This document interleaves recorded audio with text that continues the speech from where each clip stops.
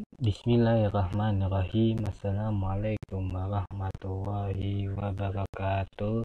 Alhamdulillahirabbil alamin. Pada kesempatan hari ini kita kembali lagi di channel YouTube Golden Indonesia. Pada kesempatan video ini kita akan kembali mengupload video series tentang teknik mengajar atau pedagogik ya. Pada kesempatan video sebelumnya kita sudah mengenal yang namanya evaluasi pembelajaran ya, dasar-dasarnya. Sekarang kita akan mengetahui yang namanya jenis tesnya ya.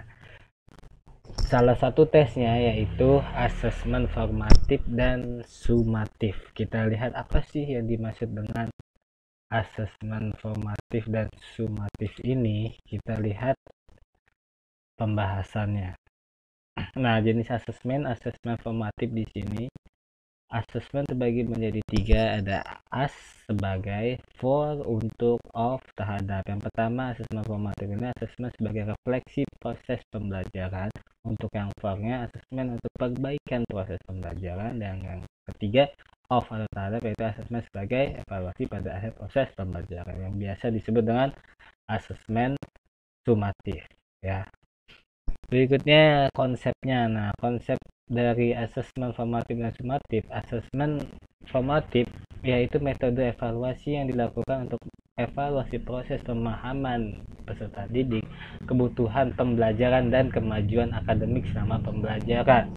Yang kedua, asesmen formatif memantau pembelajaran murid dan memberikan umpan balik yang berkala dan berkelanjutan. Yang ketiga, bagi murid, asesmen formatif berfungsi membantu murid mengidentifikasi kekuatan dan aspek yang perlu dikembangkan. Yang keempat, bagi guru dan sekolah, asesmen formatif berfungsi memberikan informasi mengenai tantangan apa saja yang dihadapi oleh murid dalam proses pembelajaran proyek sehingga dukungan yang memadai dapat diberikan. Yang kelima, asesmen formatif dapat diberikan oleh guru, teman, atau diri. Nah, sedangkan untuk asesmen sumatif, yang pertama metode evaluasi yang dilakukan di akhir pembelajaran.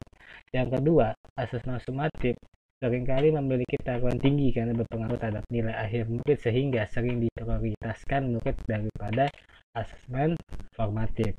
Yang ketiga, umpan balik dari asesmen hasil akhir ini atau asesmen sumatif ini yang digunakan untuk mengukur perkembangan murid untuk membantu guru dan sekolah dalam merancang aktivitas mereka untuk proyek selanjutnya. Jadi bisa disimpulkan adalah asesmen formatif ini kayak tes gitu, tes bisa tertulis atau proyek, tapi ini adanya tes formatif ini biasanya di kayak contoh ulangan harian, terus ujian tengah semester. Nah, tujuannya yaitu untuk bisa seorang pendidik itu untuk bisa mengetahui seberapa paham sih peserta didik kita dalam memahami materi yang kita sampaikan.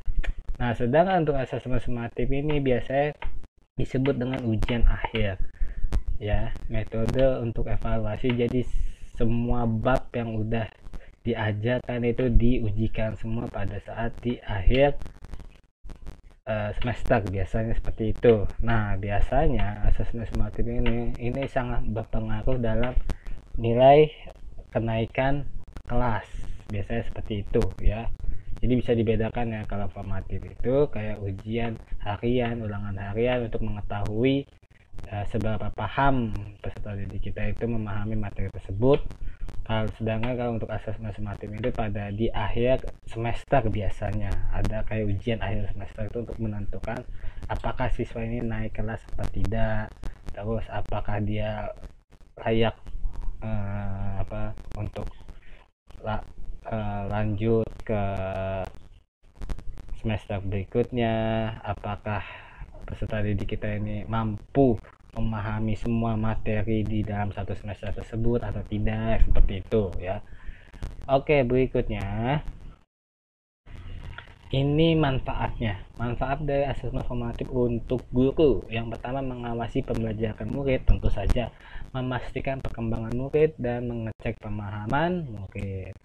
seperti yang tadi kita bilang. Untuk murid untuk mengevaluasi pembelajaran sendiri, membangun pengetahuan, mengidentifikasi kekuatan dan kelemahan, dan meningkatkan kemampuan. Sedangkan untuk asesmen sumatif, untuk pengajarnya itu mengukur apakah peserta didik sudah memenuhi capaian pembelajaran atau belum ya, sejauh mana sudah mencapai akhir unit pembelajaran. Yang kedua, untuk meningkatkan pengajaran dan pembelajaran selanjutnya. Berikutnya, untuk murid memahami performa di akhir unit pembelajaran, memahami apakah mereka sudah memenuhi capaian pembelajaran dan sejauh mana sudah mencapai akhir unit pembelajaran. Ya, tadi sudah ini ya.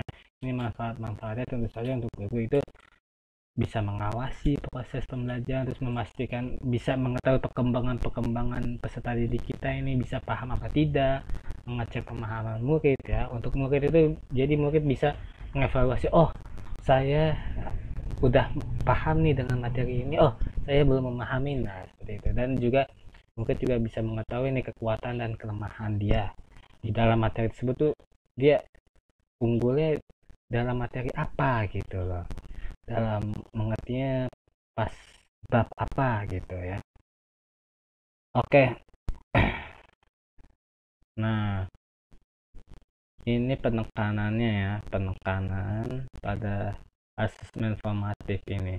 Asesmen sumatif itu pada kurikulum ini guru diharapkan memberikan proporsi lebih banyak pada pelaksanaan asesmen formatif daripada menitik beratkan orientasi pada asesmen sumatif. Sedangkan untuk asesmen formatif, harapannya ini akan mendukung proses penanaman kesadaran bahwa proses lebih penting daripada sebatas hasil akhir ya. Oke, penekanan pada asesmen formatif ini membangun keseimbangannya. Seperti yang tadi, jumlah asesmennya sebanyak lebih banyak dan lain sebagainya. Kita lihat, nah ini bentuk-bentuknya nih, bentuk asesmen formatif ini. Contoh bentuk asesmen tidak tertulis itu diskusi kelas ya kan, bisa membuat produk, bisa melakukan drama, bisa presentasi, bisa tes lisan. Jadi tes ini bisa tidak tertulis dan bisa tertulis juga. Kalau tidak tertulis ya ini seorang pendidik harus melakukan hal ini, misalkan dalam bentuk ujian diskusi, produk, membuat produk, atau di kurikulum Merdeka itu biasanya project, terus presentasi, drama, dan tes lisan. Ini tidak tertulisnya. Kalau yang tertulisnya, nah yang tertulisnya ada refleksi, ada esai, ada poster, bisa bikin jurnal, bisa tes tertulis. Refleksi itu melatih untuk mengevaluasi. Biasa di akhir pembelajaran itu ada kita mengadakan kuis.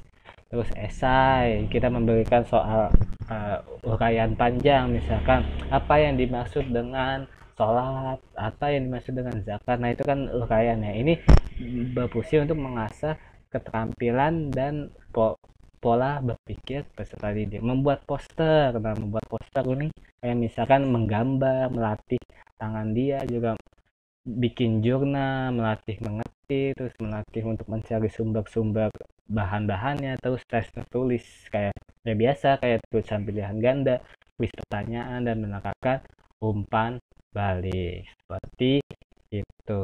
Oke, paling itu saja pembahasan kita pada video ini tentang tes asesmen formatif dan tes asesmen sumatif. Jangan lupa like, subscribe, dan share biar yang lain juga nonton. Dan sampai jumpa di video series pedagogi selanjutnya. Wabillahi taufik wal hidayah. Wassalamualaikum warahmatullahi wabarakatuh.